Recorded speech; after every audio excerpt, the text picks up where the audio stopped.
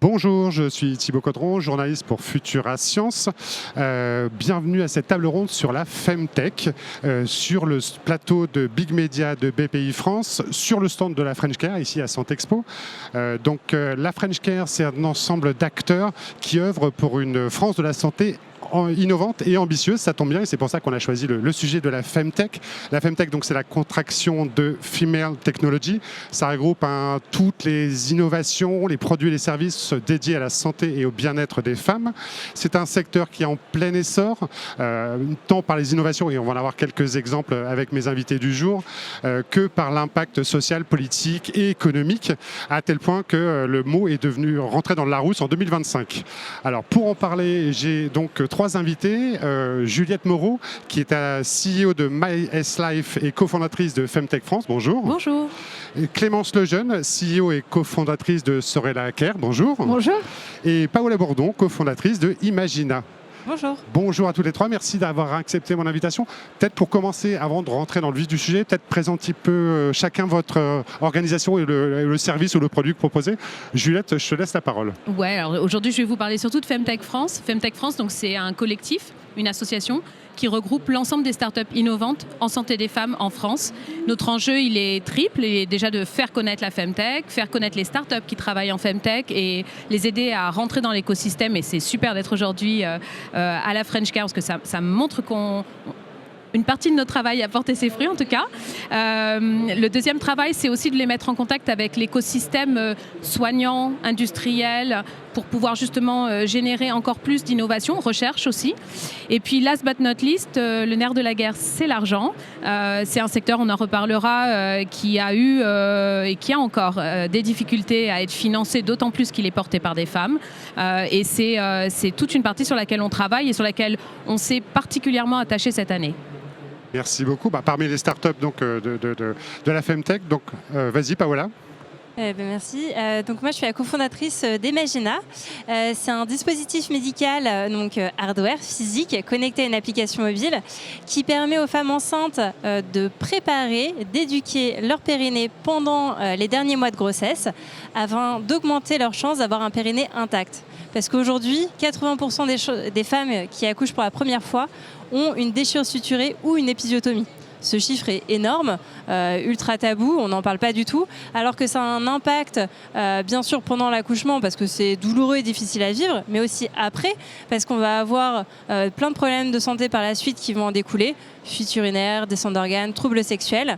Et donc avec Imagina, on veut aider justement toutes ces femmes qui accouchent à prendre en main leur corps, leur santé et à accoucher en toute sérénité. Alors ça, c'est le côté hardware, le côté un peu plus soft, quoique il y a aussi un dispositif physique. Clémence, est-ce que tu peux nous en dire un peu plus sur Sorella Care ? Oui, alors je suis cofondatrice de Sorella avec deux associés, Jeanne Terret et Youssef Benadou. On a créé Sorella en 2022. Sorella, ce sont des espaces de santé pluridisciplinaires dédiés aux femmes. Donc on a rassemblé dans un même lieu des experts de la santé de la femme, des médecins, des paramédicaux qui travaillent ensemble au quotidien avec des infirmières de coordination qui accompagnent les femmes dans leur parcours de soins et les aident à coordonner avec toute cette équipe leur parcours. Quand je dis parcours de soins, ça peut être de la puberté, de la ménopause, la fertilité, l'endométriose, des pathologies vulvaires et bien d'autres encore sur lesquelles on travaille. Donc on a un premier espace qui a été ouvert en 2023 ici les Moulineaux, un deuxième à Asnières-sur-Seine et on continue le développement avec un troisième espace qui ouvre bientôt et une douzaine d'espaces dans les prochaines années qui ouvrent. Sacrée progression. Peut-être que pour faire un petit panorama un petit peu, et notamment au niveau de la Femtech France, quels sont les domaines ? Parce qu'on a du mal à imaginer tout ce que recouvrent les champs que recouvre la Femtech. C'est quoi les champs de la Femtech ? C'est vrai qu'historiquement, la Femtech, c'est partie de la santé menstruelle, donc tout ce qui touchait en fait aux règles. Tu l'as cité, Idatine, elle a créé Clou, qui est une appli de suivi menstruel. Ensuite, ça s'est élargi et c'est majoritairement les Femtech qu'on trouve aujourd'hui en France, même si on commence à avoir de plus en plus de Femtech qui se créent sur d'autres domaines. c'est rester sur tout ce qui est des pathologies ou des moments de vie spécifiques à la femme, en gros la santé gynécologique et la santé sexuelle. Et puis, depuis quelques années, on voit commencer à émerger aussi tout le champ des pathologies sur lesquelles les femmes sont soit surreprésentées, soit sur lesquelles la prise en charge peut être différente, soit en termes de dépistage, soit en termes de traitement. Alors, dit comme ça, en effet, c'est peut-être moins explicite. Je vais donner quelques chiffres.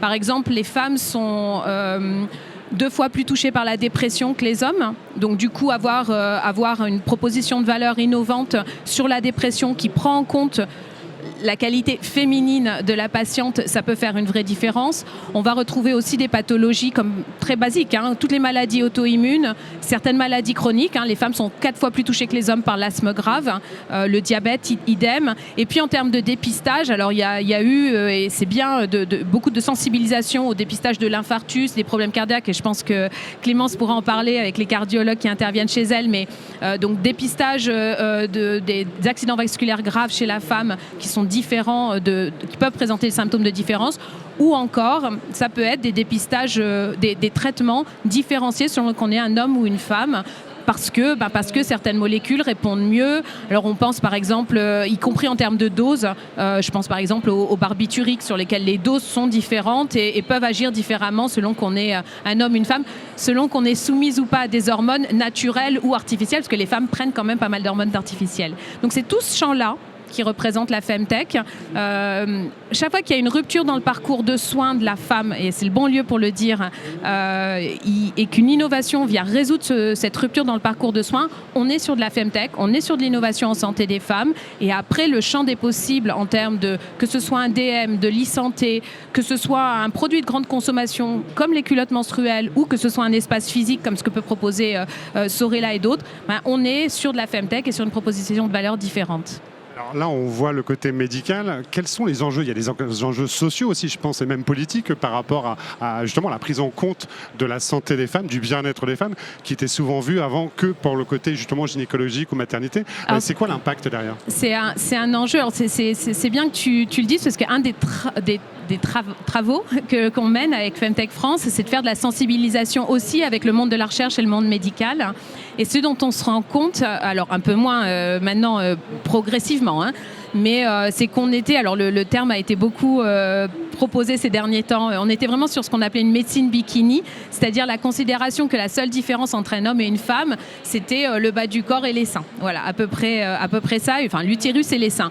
Or, c'est pas vrai. Aujourd'hui, on sait que tant d'un point de vue hormonal, mais aussi d'un point de vue génétique, aujourd'hui, il y a eu une démonstration récemment que le 2e chromosome X de la femme avait un rôle sur le surplus, entre guillemets, de femmes victimes de maladies auto-immunes, souffrant de maladies auto-immunes. Donc tout ça fait qu'aujourd'hui, oui, c'est un enjeu, y compris pour le corps médical, à qui il faut apprendre peut-être à regarder les corps avec une autre norme, qui n'est pas uniquement une norme masculine, mais qui prend en compte en fait l'ensemble des multiplicités de sexe que peut proposer en fait les réactions. Donc oui, il y a un enjeu médical et scientifique.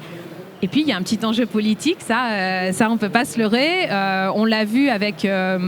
Alors c'est vrai que la fin de l'arrêt Roe Wade aux US et donc la possibilité aux États fédéraux d'interdire l'avortement, ça a eu un impact fort dans la tête.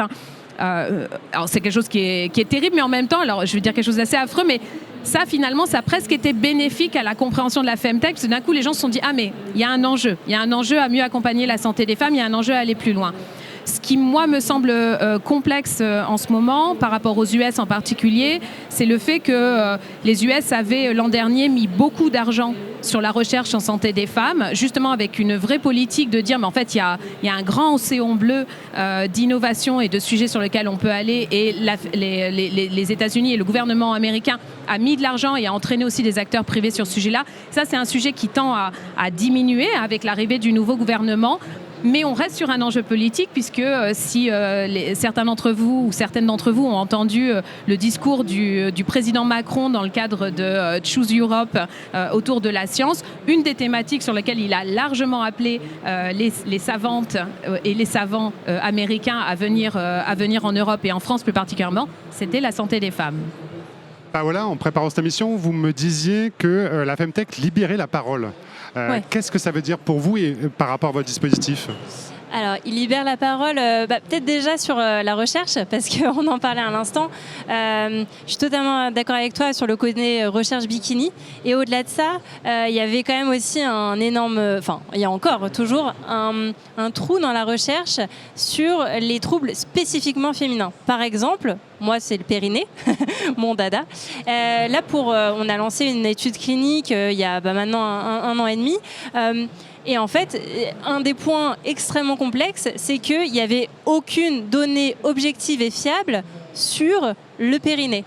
Et quand je dis c'est pas en France, c'est dans le monde entier. Donc nous on échange avec des chercheuses en Finlande, aux États-Unis, en France sur le périnée. Ils sont extrêmement heureux par exemple que nous on mène une étude clinique aujourd'hui qui va enfin, pour la première fois, on est en 2025, récolter des données objectives et fiables, récoltées grâce à un dispositif médical sur le périnée, comment il fonctionne, quels sont les impacts sur justement le périnée pendant la grossesse, après, etc. Enfin, moi-même, je suis très contente de le faire et très fière, mais je suis quand même aussi extrêmement choquée qu'on ait attendu autant de temps pour faire de la recherche sur ce sujet. Donc, bien sûr, il y a eu des recherches sur le périnée qui ont été menées depuis, mais pas spécifiquement sur les données là qu'on cherche. Donc déjà, il y a là-dessus, où je pense que dans la recherche et dans la santé, en général, on a enlevé un tabou, des barrières, et on en parle beaucoup plus, mais aussi dans le commun des mortels, par exemple, tu es passé sur France Inter à 1 heure de grande écoute avec, pendant 1 heure, un sujet uniquement sur la Femtech. C'est incroyable. Enfin, moi, en fait, j'ai créé Imagina avec mes associés Thomas Roland et le docteur Mellerio il y a 4 ans.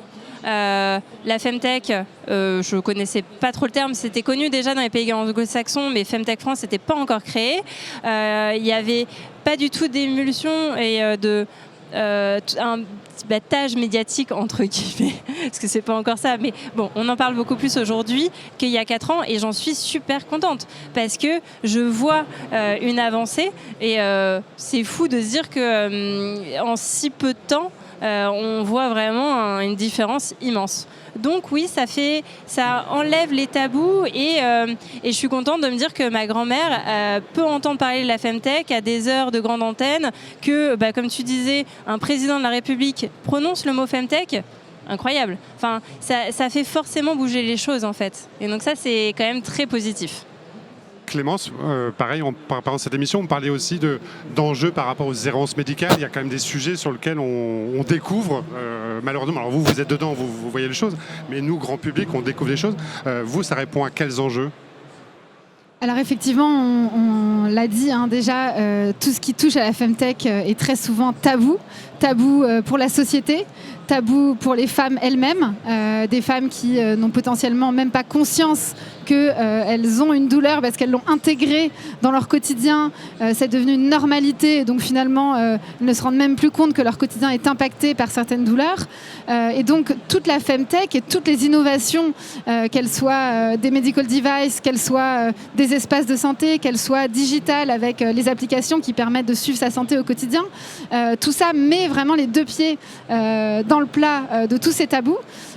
Et c'est pas seulement sur la santé bikini, c'est-à-dire que là, quand on parle de tabou, Juliette le disait tout à l'heure, la santé cardiovasculaire, l'infarctus du myocarde, 14 minutes de différence de prise en charge pour un homme et une femme.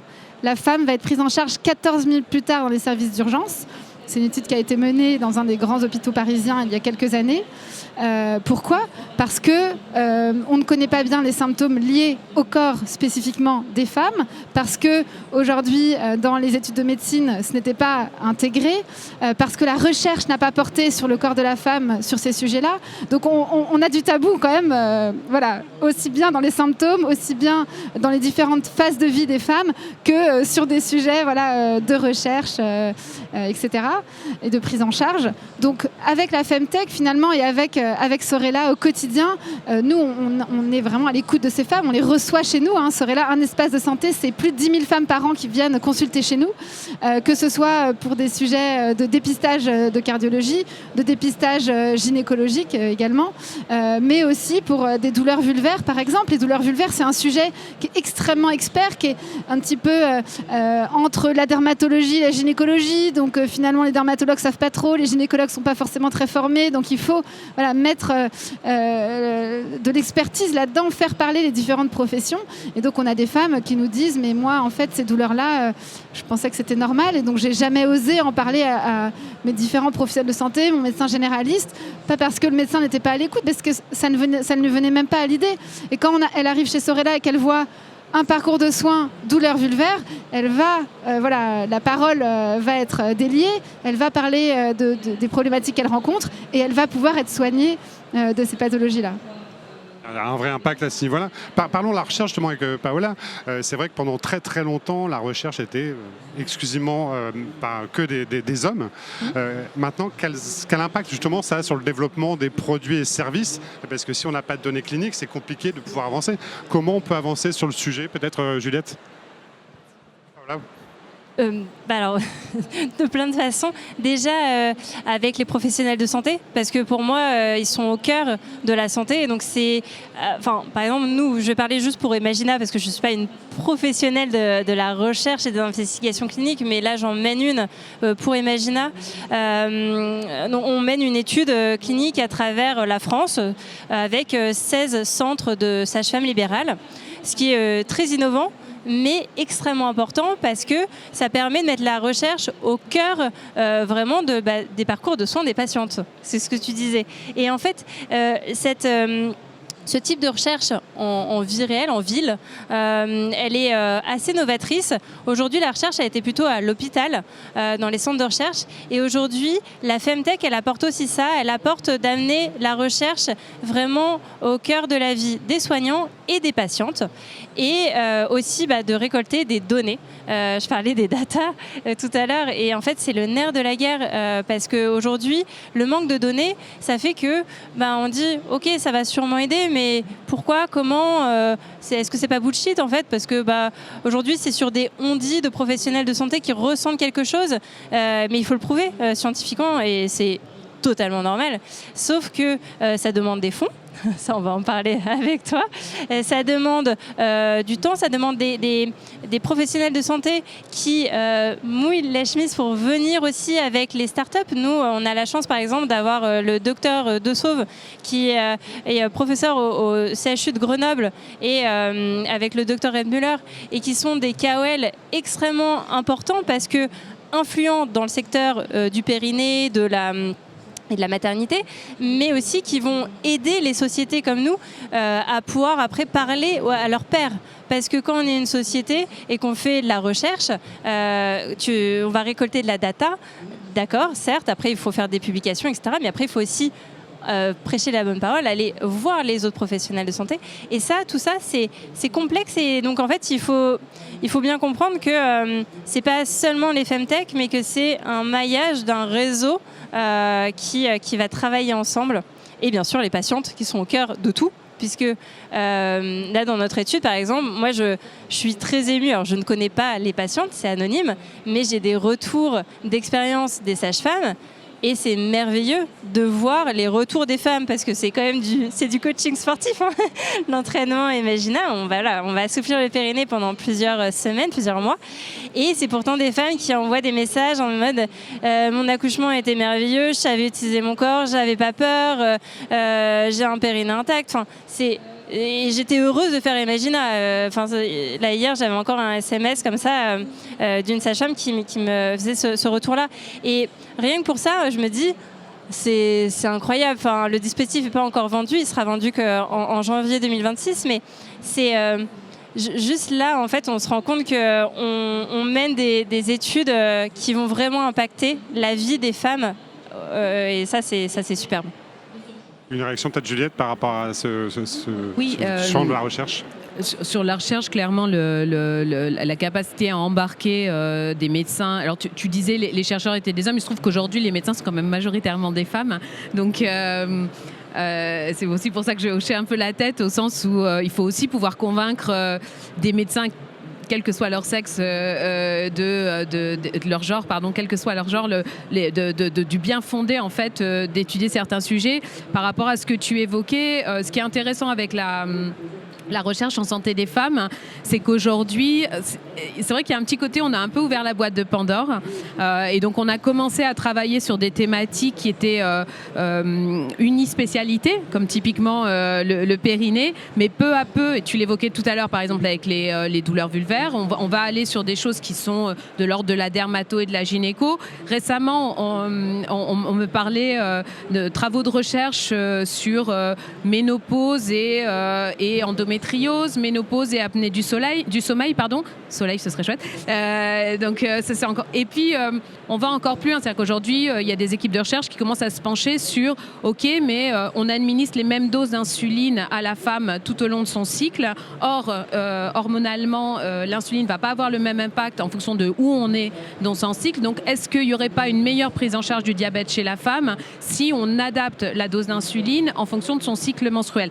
Donc, tu vois qu'après les sujets sont assez intéressants. Un dernier point quand même, juste pour nuancer un tout petit peu cet enthousiasme. Aujourd'hui, on le sait, quand on fait, et en particulier quand on fait de la recherche fondamentale ou de la recherche clinique, on a des champs d'application qui sont assez larges. On peut choisir un sujet qui est d'emblée typé femme, mais on peut aussi choisir de travailler sur une thématique et après choisir dans un deuxième temps son application. Si aujourd'hui il n'y a pas d'argent sur la recherche et l'innovation en santé des femmes et plus largement sur l'entrepreneuriat en santé des femmes, les chercheurs vont être moins tentés en fait d'avoir une application de leur recherche fondamentale vers des projets Femtech, quels qu'ils soient. C'est pour ça que c'est important de financer à la fois la recherche, mais aussi l'application industrielle de ce qui va en venir pour que ce soit, et pas uniquement pour faire gagner de l'argent, mais tout simplement parce que ce soit distribué au plus grand nombre, parce que c'est ça qui va attirer en fait des chercheurs de recherche fondamentale qui pourraient aller sur d'autres thématiques pour aller plus spécifiquement sur une thématique santé des femmes. Mais on va reparler du financement après, j'imagine.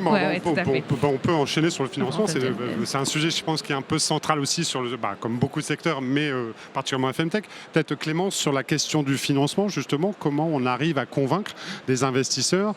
Alors, il y a la problématique d'investisseurs qui sont plutôt masculins, donc c'est peut-être compliqué de comprendre les sujets, mais il y a aussi les applications. Comment on convainc, comment on lève des fonds en Femtech ? Alors, bonne question, et on l'a dit, la Femtech est extrêmement large en termes de type d'entreprise, et donc en termes aussi de business model.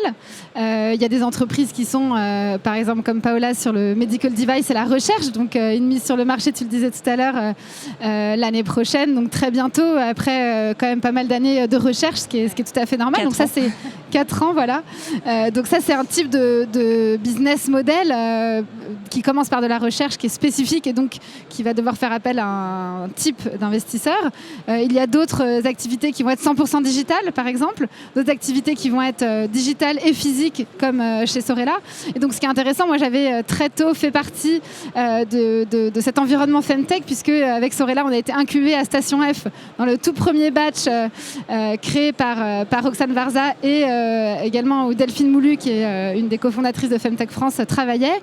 Et donc, au sein de ce premier batch Femtech, donc en France, on était vraiment les toutes premières entreprises qui avons bénéficié finalement de rencontres spécifiques avec des investisseurs qui voulaient aller sur ce secteur, donc comme des investisseurs qui s'intéressaient, qui avaient compris la taille du marché, qui avaient compris que dans d'autres pays, des sociétés florissaient et on a eu Maven Clinic aux États-Unis, première licorne dans le secteur de la Femtech juste quelques années auparavant, qui est devenue donc cette licorne. Donc voilà, les investisseurs commençaient quand même à s'intéresser au secteur. Ensuite, ce qu'ils vont regarder, c'est évidemment le business model, la solidité du business model, la pérennité du business model dans le temps. Et ça, finalement, c'est quelque chose qu'un investisseur va regarder de façon classique lorsqu'il va choisir d'investir dans une entreprise. De manière générale, dans la santé, c'est pas simple de trouver son business model. La santé, c'est un secteur qui est complexe du fait qu'il est à la fois privé et à la fois public. C'est hyper intéressant.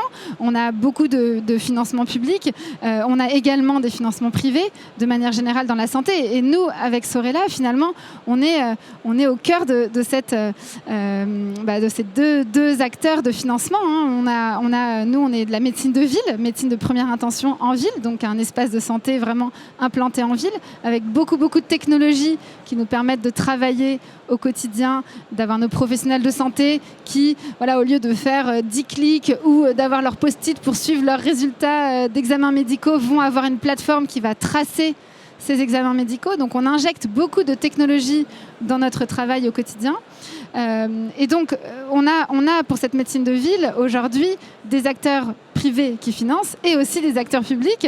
La BPI a beaucoup soutenu Sorella et soutient toujours Sorella dans son développement. Dès le début, nous a fait confiance, ainsi que des acteurs privés. Donc avec Sorella, on a des investisseurs privés également, qu'on a eu à nos côtés, d'abord des business angels dans un premier temps et ensuite des fonds d'investissement. Donc on a Bliss et Vorwerk Ventures qui sont à nos côtés, à notre capital.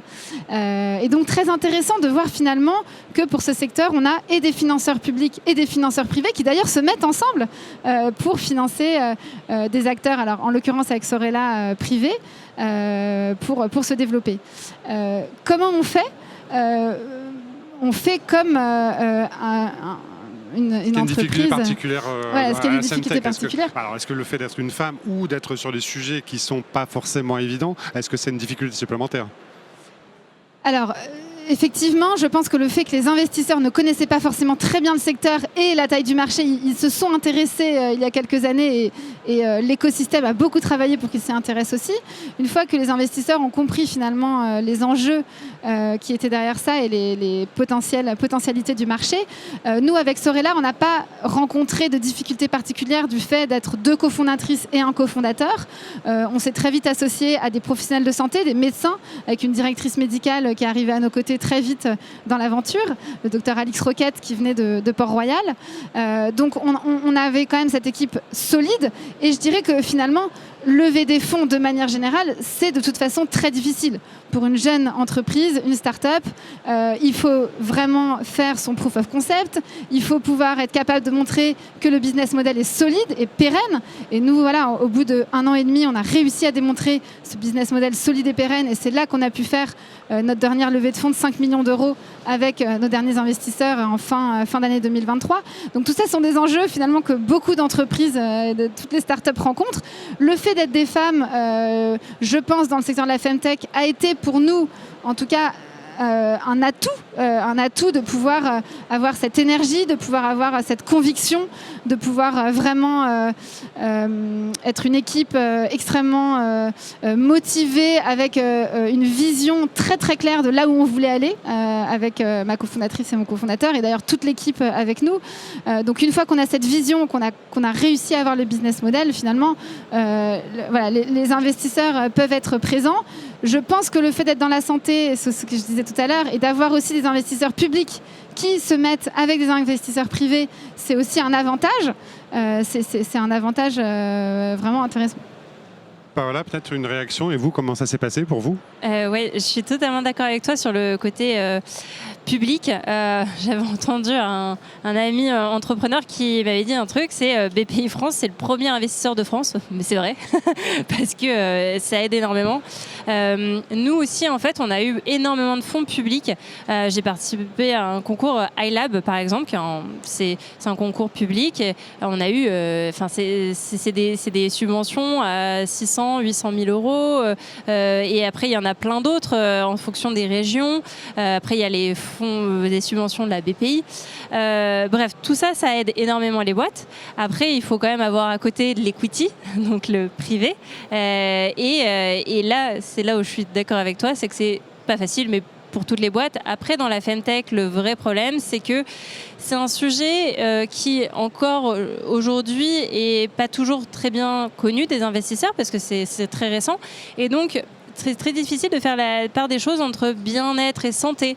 Est-ce que c'est bullshit ou est-ce que ça va vraiment changer la vie des gens, puisque on en revient à la data, il n'y a pas vraiment de données sur plein de secteurs. L'endométriose, c'est un mot à la mode, mais concrètement, est-ce que tout le monde sait ce que c'est réellement l'endométriose et les chiffres qui vont derrière pour dire combien de personnes ça aide et comment, je pense pas, parce que c'est des sujets de pointe mais qui sont assez récents. Et donc tout ça, ça fait qu'il faut aussi aider les investisseurs à mieux comprendre ce secteur. La santé, alors nous on est une société qui est un peu, on appelait ça le triangle des Bermudes pendant notre première levée de fonds. On a levé 1,3 million, mais c'était les montagnes russes, enfin c'était très compliqué, comme toutes les boîtes, mais bon, parce qu'on est Femtech, Health Tech, donc santé vraiment pure, et en même temps hardware. L'enfer. Personne, tout le monde se dit, mon Dieu, je veux investir qu'une fois qu'ils auront réussi à mettre sur le marché et qu'ils vendront plein de produits. Sauf que pour mettre sur le marché, ça nous prend 4 ans et ça coûte une fortune. Rien que pour faire une investigation clinique, ça coûte très cher. Industrialiser du hardware, une petite fortune. Tout ça fait qu'on est obligé d'avoir des fonds. Et donc, nous, on a eu la chance, par exemple, de rencontrer, c'était vraiment une rencontre, c'est notre 5e associé, c'est Medivice Capital, qui est un fonds d'investissement incroyable parce que c'est pas juste des gens qui mettent de l'argent, c'est des gens qui nous accompagnent, qui nous aident, c'est nos mentors. Et ça c'est essentiel, sauf que c'est rare en fait d'en trouver. Il n'y en a pas beaucoup. En Europe, je ne vais même pas parler en France, en Europe, il y en a peu. Donc, il y a ce côté-là où c'est complexe dans la santé. Et après, en plus, on parlait des femmes. Je pense que moi aussi, on est 3 associés hommes et une femme. Un obstétricien, Dr Mellerio, Thomas Hubert, Roland Mellerio, qui sont eux ingénieurs et développeurs, et moi qui m'occupe plutôt de la partie bizdev et marketing, communication au sens large. Et à nous 4, en fait, on est très très complémentaires. On avait déjà monté un précédent projet ensemble. Sans le Dr Mellerio. Donc ça a été un plus pour notre levée de fonds. Mais je pense aussi que le fait que Thomas et moi, on puisse présenter la boîte, c'était un plus aussi. Je pense que la complémentarité des associés, au-delà de hommes et femmes, elle est très très importante. Et je trouve que c'est d'ailleurs super aussi qu'il y ait des hommes dans la Femtech, parce que le sujet, c'est les femmes. Et donc c'est important que des hommes et des femmes prennent à part entière ce sujet et qu'il n'y ait pas que des femmes chercheuses, que des femmes entrepreneurs, mais qu'il y ait un mixte. C'est vrai que la Femtech, a priori, 94% sont fondées par des femmes dans le secteur de Femtech. Fondées ou confondées, ouais. Fondées ou confondées, pardon. Est-ce que c'est important, justement ce que disait Paola, que les hommes puissent être aussi présents sur ce secteur-là? Est-ce que vous favorisez ça ou finalement, peu importe? Est-ce qu'il y a un débat derrière? Est-ce que c'est un vrai sujet en fait? Alors, il y a une étude de Sifted qui est parue l'an dernier et qui montrait que les boîtes Femtech créées par les hommes avaient plus de chances de lever que les boîtes Femtech créées par des femmes. Donc, loin de moi l'idée de dire on ne fait pas rentrer des garçons pour laisser plus d'argent pour les filles, mais globalement, il ne faut pas non plus rentrer dans l'excès inverse. Une grosse partie des équipes, c'est pour ça que je t'ai fait préciser, cofondées, sont des équipes plutôt mixtes, et le choix du pourquoi de la mixité est vraiment dépendant de l'histoire de chacune des startups. Donc nous, on n'a pas de volonté à pousser ça en particulier.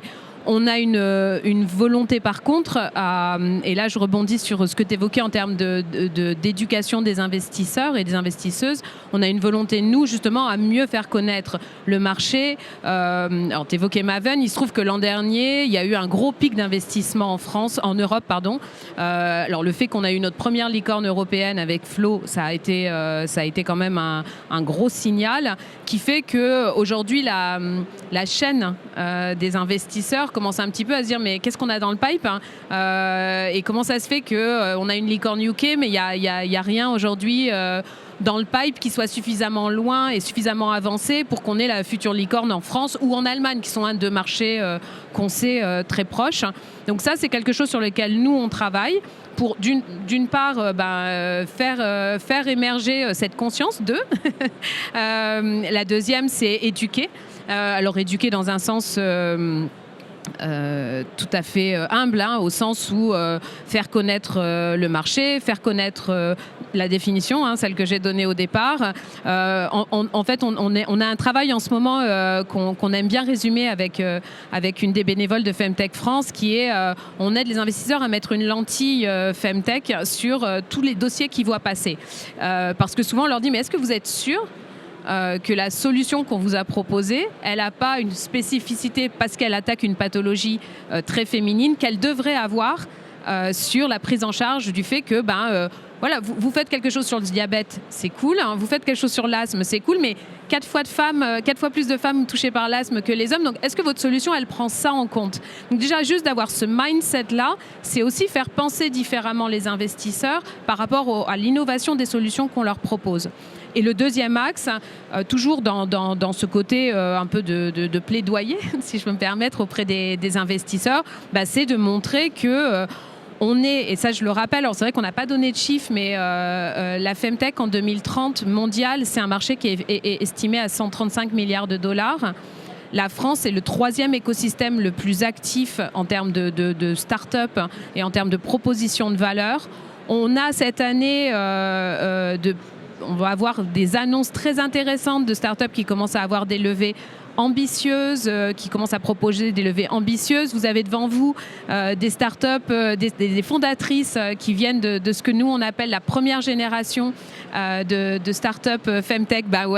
Mais c'est des générations qui d'une part sont toujours là, ont réussi à lever, qui pour certaines d'entre elles ont fait des pivots passionnants. Et puis on voit arriver une deuxième génération de start-up qui commence à être hyper ambitieuses en termes de R&D et qui vont lever beaucoup, mais lever beaucoup avec une vraie ambition derrière. Et elles sont portées par des femmes.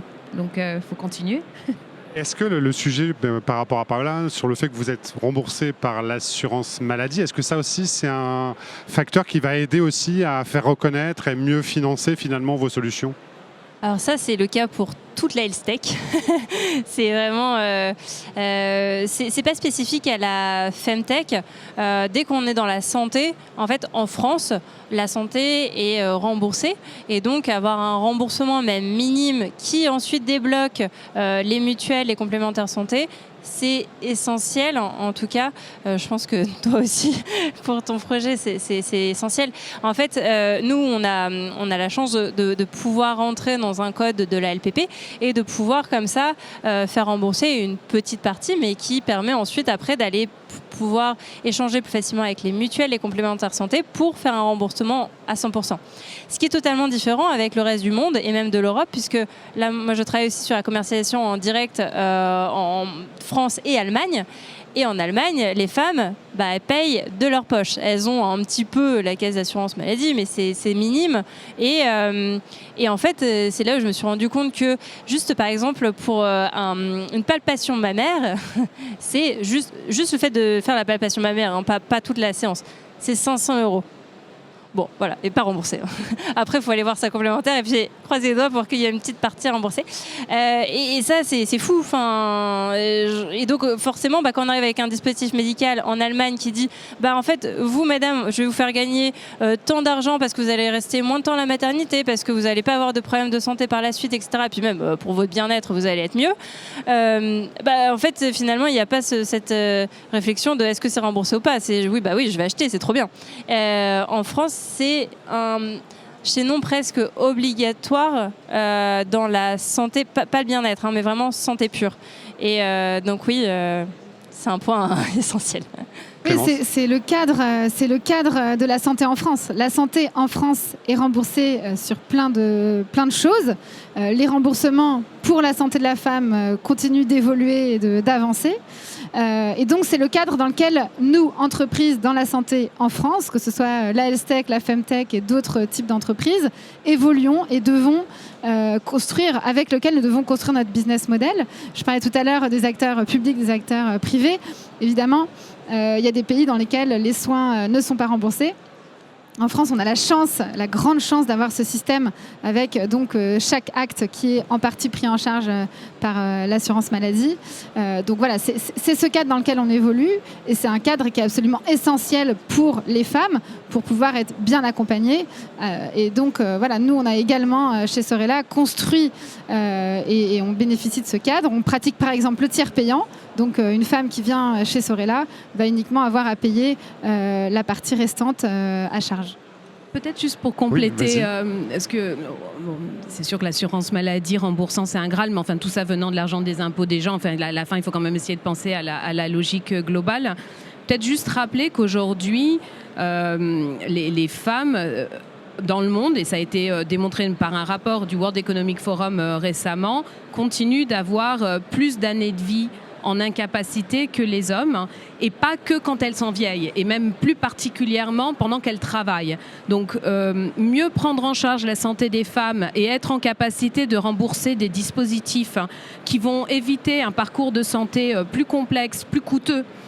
C'est aussi un enjeu économique, donc le remboursement, j'ai envie de dire, en amont, et qu'il ne s'adresse pas que aux CSP+, qui ont les moyens de se le payer, mais qui s'adresse aussi à toute personne ayant une couverture maladie privée et publique, enfin mutuelle et publique, c'est aussi une manière en fait de réduire le coût. Juste rappeler qu'aujourd'hui on a des femmes qui aujourd'hui consomment plus de soins que les hommes, ça c'est connu, et une fois qu'on a exclu la maternité, de toute manière les femmes elles font plus d'enfants, donc comme ça je plaisante.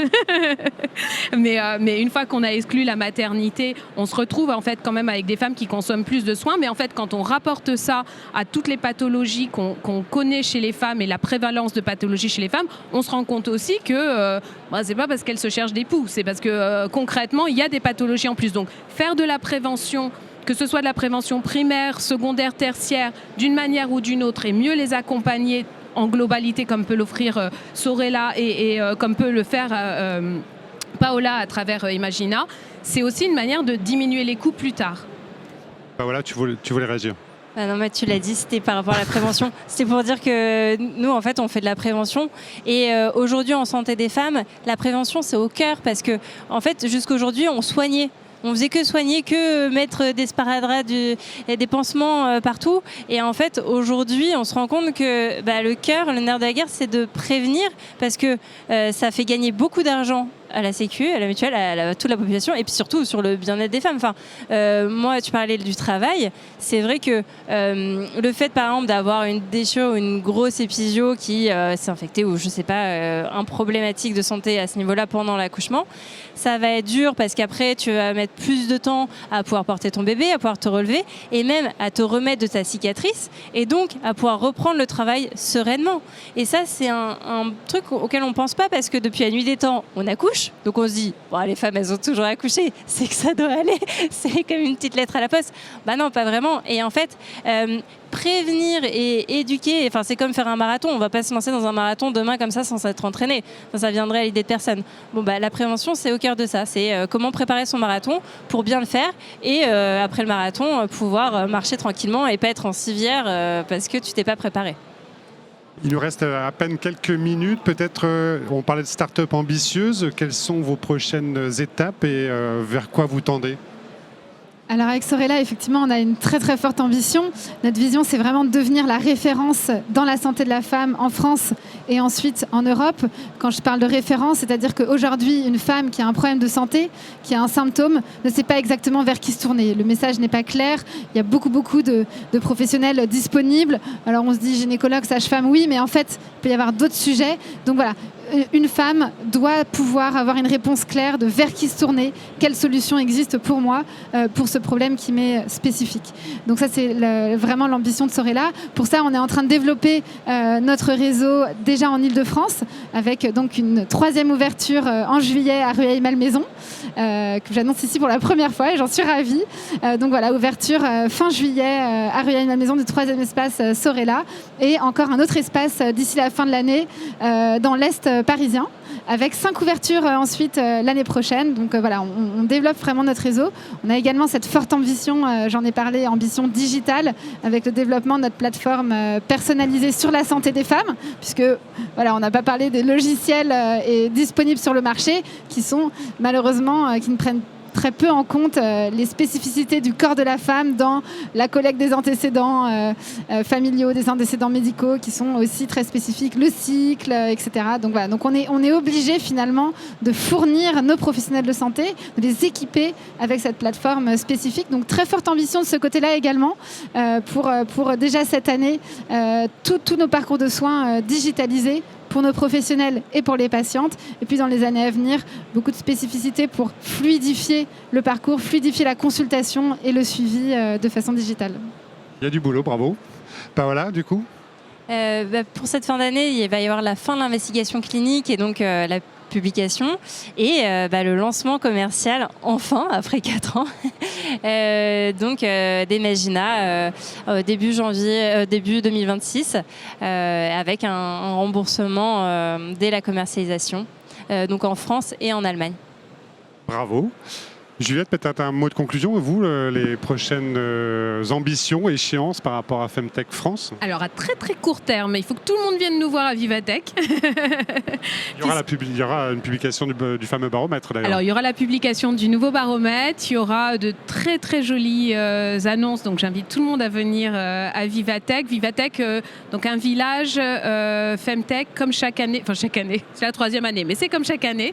C'est devenu une tradition, on accueillera plus de 20 startups qui vont venir présenter chacune par jour leurs innovations. On va avoir pas mal de conférences aussi, de mini-conférences, de présentations, donc une belle occasion de venir. Alors pour ceux qui font partie des professionnels qui viendront pendant les 3 jours, avec plaisir pour vous accueillir, pour vous présenter nos startups, et puis pour ceux qui sont plus dans le grand public et qui bénéficieront de l'entrée du samedi, tout code pareil, il y aura plein de choses. On a un partenariat cette année avec Doctissimo, donc l'occasion aussi de présenter des choses au grand public, donc faire le lien avec ce que tu disais sur la Femtech. Donc ça, voilà, c'est à très court terme, mais tout le reste, je l'annoncerai à Vivatech. On a vraiment hâte. En tout cas, merci beaucoup à toutes les 3 d'avoir accepté cette invitation. J'invite l'auditoire à aller voir donc Imagina, Sorella Care, Femtech France, et de vous renseigner plus sur la Femtech, donc sur ce sujet-là. Merci d'avoir accepté mon invitation et puis à très bientôt. Merci beaucoup. Merci. Au revoir.